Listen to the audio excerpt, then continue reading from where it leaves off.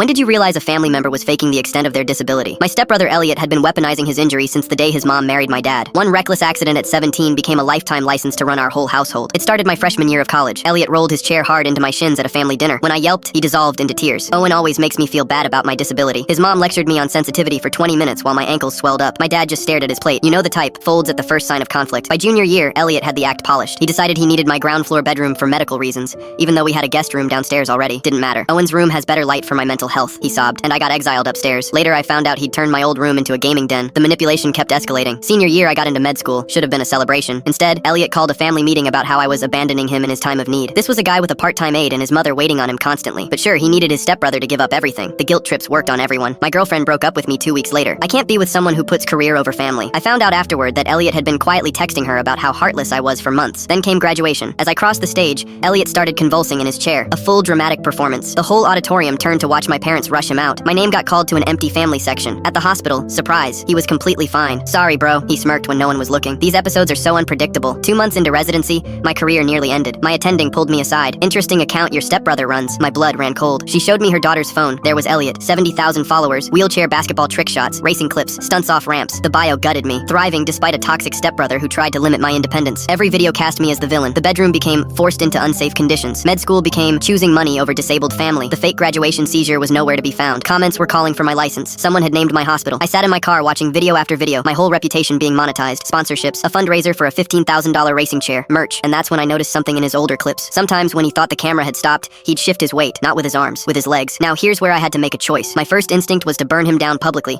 to hand a crowd the rope and let them do it. But I stopped, because that would have put me exactly where he'd painted me, the villain, and because I'm the one with a medical license and a duty not to lie about a patient's condition, even one I hate. So I did it the boring, unkillable way. I told my attending the truth calmly and asked how to protect myself. She told me to document, not retaliate. So I stopped fighting his story and started quietly correcting the record with facts. I gathered the timeline, the guest room that existed the whole time, the hospital records from graduation day showing no seizure, the dates that didn't line up. When the online pylon came for my job, I didn't post a takedown video. I sent the documentation to the hospital's legal team and let them handle the defamation and the doxing through actual channels. I filed the report that a fundraiser built on a fabricated condition needed to be looked at and let the platform investigate. Here's the part that mattered. I never claimed Elliot was totally faking, because he wasn't. He does have a real partial injury. I only ever said one true thing, that he'd exaggerated it to build an audience and destroy my name. His own footage, the leg shifting he'd posted himself, did the rest. His sponsors pulled out once they reviewed it. The fundraiser was refunded. The platform removed the videos targeting me and my workplace. His mom finally saw it too. Not from a mob, but from sitting down and watching hours of her son's own uploads with her own eyes. That was the thing that broke her denial. She's the one who moved him into treatment and actual accountability afterward. Elliot still uses the chair for real, for longer distances, and I've never once said otherwise. But he stopped making me the villain in his story, because the truth, laid out plainly and slowly, held up better than any takedown ever could. My license is fine, my name is cleared, and I didn't have to become him to do it.